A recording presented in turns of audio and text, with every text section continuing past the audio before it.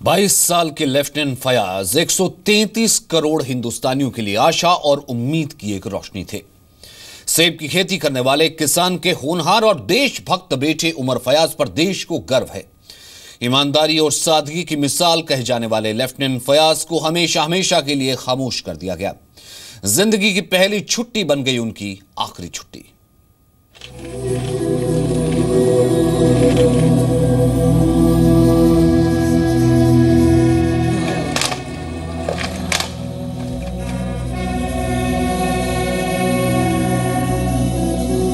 जोश, जज्बे और जिंदा दिली से भरे 22 साल के लेफ्टिनेंट उमर फयाज, जिनके सराखों पर रहता था सीनियर का आदेश।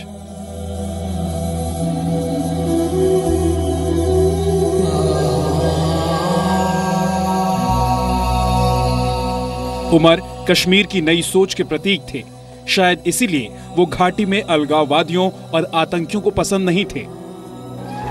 बुधवार की सुबह जब शोपियां जगा तो उसकी गोद में 22 साल के इस युवक की लाश गोलियों से छलनी पड़ी थी। कश्मीर में आतंक के खिलाफ लड़ाई में सेना पर किया गया ये सबसे घिनौना हमला था। लेफ्टिनेंट उमर फयाज के जनाजे में जुटी भीड़ ने यह साबित कर दिया कि कश्मीर में देशभक्तों की कमी नहीं है। कल शोपियान में हुई सेना की अफसर की हत्या के बाद जहां सेना और अन्य सुरक्षा एजेंसियों ने घटना की निंदा करते हुए जिम्मेदार लोगों के खिलाफ सख्त कार्रवाई करने का फैसला लिया है, वहीं इन इलाकों में रहने वाले सुरक्षा कर्मियों की सुरक्षा और हालातों पर काबू पाने के लिए रणनीति बनाने के लिए भी माथापच्ची शुरू कर दी है।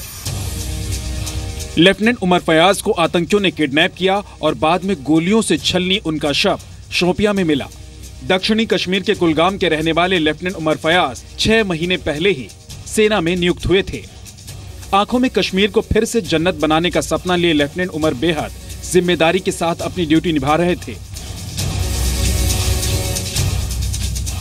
इससे पहले पुलिस के लोगों को कत्ल किया गया, बैंक के लोगों को कत्ल किया गया, तो मैं समझती हूँ बड़ा बहुत ही सोचने का लम्हा है हमारे लोगों के लिए, जम्मू कश्मीर के लोगों के लिए, बिलखुसूस वादी के लोगों के लिए, कि जो मसले कश्मीर की दुहाई दे रहे हैं, तो क्या उस मसले का हल इसी तरह बैंक लूटना है, हथियार लूटना है, और हमारे जवान बच्चे जो पढ़ लिख के कुछ बनना चाहते हैं या बनते हैं तो उनका इस तरह से बेदर्दी से कत्ल करना, क्या इस मसले का हल यही है?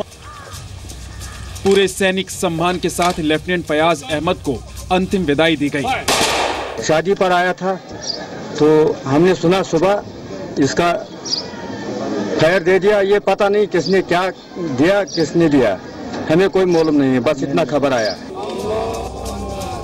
लेफ्टिनेंट उमर फयाज का जन्म वर्ष 1994 में हुआ था और अगले महीने यानी 8 जून को वो 23 साल के हो जाते।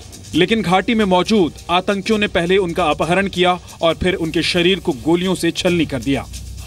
नेशनल डिफेंस एकेडमी से पास आउट होने वाले लेफ्टिनेंट उमर फयाज दिसंबर 2016 में 2 राजपूताना राइफल्स में शामिल हुए थे।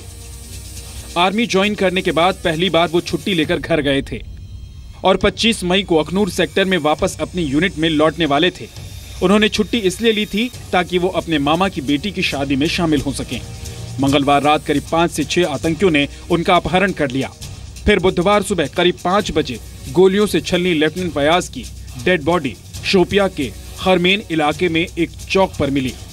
ध्यान देने वाली बात यह है कि घटना के वक्त उमर फयाज के पास कोई हथियार नहीं था, यानी आतंकियों ने एक निहत्थे सैनिक की निर्मम हत्या की।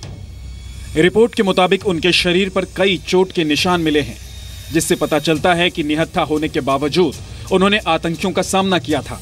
लेकिन संख्या में ज्यादा होने की वजह से आतंकियों ने उन पर काबू पा लिया और उन्हें बहुत नजदीक यानी पॉइंट ब्लैंक रेंज से सिर और पेट में गोली मार दी गई। स्थानीय लोगों के मुताबिक नकाब पहने 2 लोग मंगलवार रात करीब 8 बजे उनके घर में घुसे। नकाबपोश लोगों ने फयाज को अपने साथ चलने के लिए कहा और उनके परिवार वालों को पुलिस को सूचना नहीं देने की चेतावनी दी। फयाज के कत्ल के बाद से इलाके के लोगों में गुस्सा है। लोग हत्यारों की शिनाख्त कर कड़ी सजा दिए जाने की मांग कर रहे हैं। इस हत्या की मुख्यमंत्री सहित मुख्यधारा के सभी राजनेताओं ने निंदा करते हुए घटना को चिंताजनक माना है। वहीं राज्य सरकार ने कहा है कि वे सुरक्षा कार्रवाइयों के साथ साथ लोगों तक पहुंचने की प्रक्रिया को भी तेज करना होगा। सेना ने बयान जारी कर कहा है कि वो वीर जवानों को सलाम करती है और दुख की घड़ी में सेना उनके परिवार के साथ खड़ी है। 22 साल के फयाज इस साल सेना के यंग ऑफिसर्स कोर्स के लिए जाने वाले थे। वो एनडीए में हॉकी टीम के कैप्टन थे और वॉलीबॉल के भी अच्छे खिलाड़ी थे। फयाज के पिता किसान हैं। फयाज के परिवार को अपने बेटे पर गर्व है।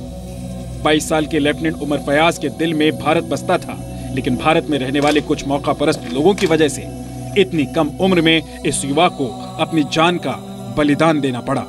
ब्यूरो रिपोर्ट, जी मीडिया।